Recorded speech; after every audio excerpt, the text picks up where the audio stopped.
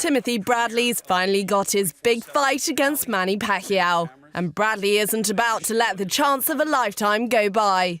Not after he's gone through so much to get to where he's at.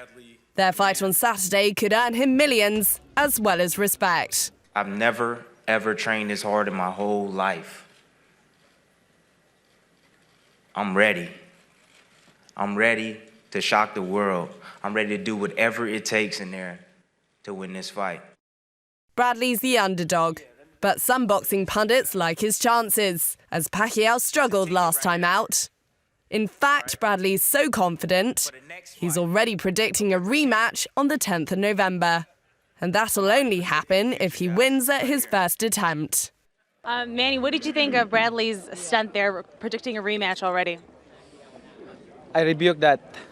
I rebuke that, and you know, we don't know what's gonna be happening on Saturday, so only God knows. I just wonder how much money they wasted on those tickets. You know, it's like foolish. It's just his mean look at Manny, like all his drama.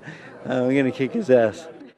Bradley and Pacquiao will fight for the WBO World Welterweight title on Saturday night in Las Vegas.